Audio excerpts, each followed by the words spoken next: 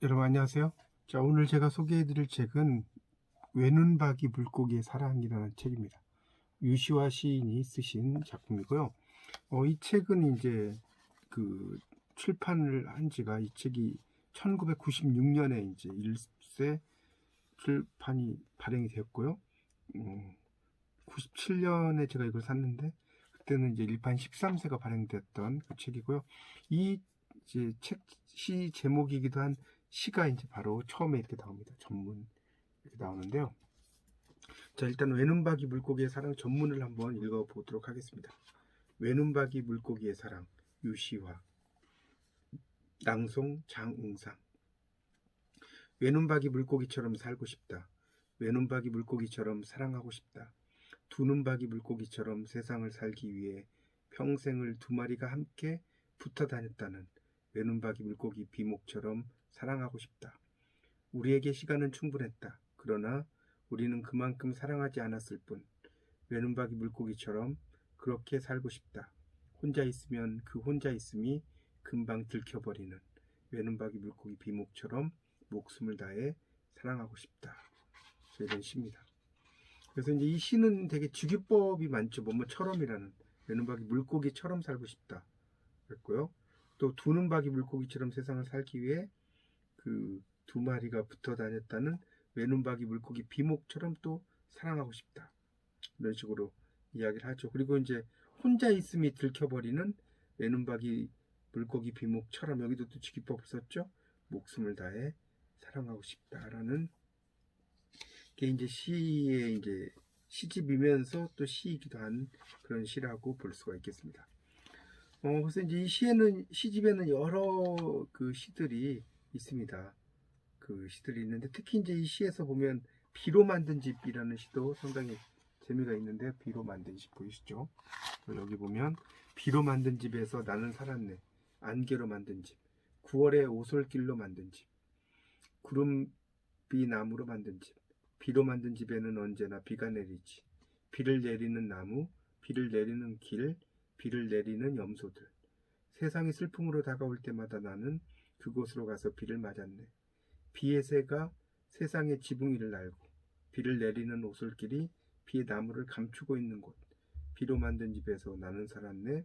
비의 새가 저의 부리로 비를 물어 나르는 곳. 세상 어디로도 갈 곳이 없을 때 나는 그곳으로 가서 비를 맞았네. 비로 만든 집에는 언제나 비가 내리지. 비를 내리는 나무, 비를 내리는 길, 비를 내리는 염소들. 이렇게 쓰여진 시입니다. 상당히 좀 서경적인 어떤 서사가 상당히 많이 있는 그 시라고 볼 수가 있겠습니다. 그런 것들이 이제 또 있고요. 또 유시화 시인이 또 이제 인도도 이제 많이 여행을 하셨죠. 그래서 이제 그런 인도 여행과 관련된 또 시도 이렇게 보면 하나가 있는데요. 여기 이제 시를 보면 강으로 죽으러 오는 사람들을 나는 보았답니다. 그래서 읽어보겠습니다. 강으로 죽으러 오는 사람들을 나는 보았다. 인도 겐지지강의 화장터에서 사람과 함께 꽃이 타는 것을 나는 보았다. 꽃도 타고 사람 가슴 속에 불꽃도 함께 타는 것을. 강물에 흘러가는 꽃등불을 나는 보았다. 만년설이 녹아 생긴 그 강물에 내가 띄운 꽃등불도 함께 떠가는 것을 나는 보았다. 어떤 생각이 나로 하여금 물에 비친 내 얼굴을 출렁이게 했을까? 내 꽃등불은 지금 저 혼자 깜박이며 어느 곳을 떠가고 있을까? 물새떼처럼 강으로 죽으러 오는 사람들을 나는 보았다. 그때 어떤 인도인 마술사가 내게 다가와 타고 남은 재 한 줌을 집어들어 순식간에 나비로 바꿔버리는 것을 나는 보았다. 그러니까 참 이 시를 읽어보면 그 정말 그 뭐랄까요, 흐름이 계속 이어지는 거죠. 그러니까 타고 남은 재가 나비로 바뀌고 뭐 또 나비와 또 사람과 연관성 이런 식으로 하면서 지상에 있는 모든 것들은 서로 연결되어 있다. 이런 것들을 이제 이렇게 쓰셨다라고 볼 수가 있을 것 같습니다. 하여튼 이 시를 유시화 시인의 시를 이렇게 보면 참 서정적인 어떤 필체 이런 것을 잘 쓰셨다는 생각이 듭니다. 특히 이제 또 이 시 중에 짧은 시지 시가 하나 있는데 한번 읽어보겠습니다. 잔없이 건네지는 술, 유시화. 세상의 어떤 술에도 나는 더 이상 취하지 않는다. 당신이 부어준 그 술에 나는 이미 취해 있기에 라고 또 쓰셨습니다. 그런 시가 또 있고요. 그 다음에 또 이 시 중에서 또 하나 예를 들면 그 사과나무라는 시가 있어요. 마지막에 보면 자, 사과나무. 아주 가끔은 사과나무 아래에 서 있고 싶다. 살아온 날과 살아갈 날들이 두 팔 벌리고 서 있는 사과나무 밭. 태양이 눈부신 날이어도 좋고 눈 내리는 그 저녁이어도 좋으리. 아주 가끔은 그렇게 사과나무 아래에 서 있고 싶다.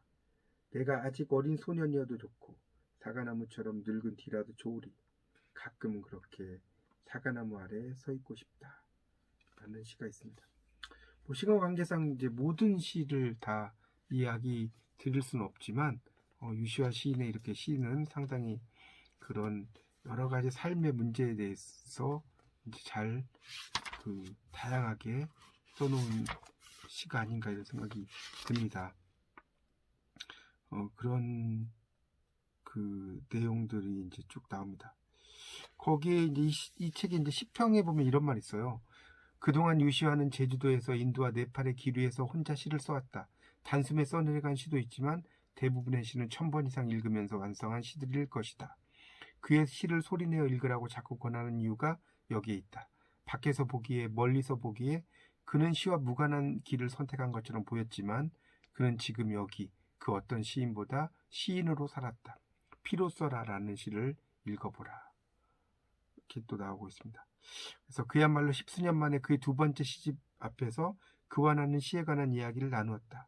그리고 우리는 오랜만에 서로의 손을 잡았다. 우리가 걸어온 길은 서로 다르지 않았다. 그 길이 가 닿으려고 하는 도착지는 다름 아닌 발견의 시작이었던 것이다. 발견이 없는 시, 시간을 견뎌내지 못한다. 고백과 묘사와 발견이 이루는 황금의 트라이앵글을 벗어난 시, 당대를 견디지 못한다. 그런데 이 발견은 얼마나 단순한 것인가? 그런데 이 단순함은 도달하기가 또 얼마나 지난한 단순함인가? 자, 이렇게 하면서 이제 시평이 끝나고 있습니다. 여러분도 이 외눈박이 물고기의 사랑 되게 유명한 시집이거든요. 아직까지 읽지 않으신 분은 꼭 한번 읽어보시면서 여러분의 마음의 지평을 키워보시기 바랍니다. 감사합니다.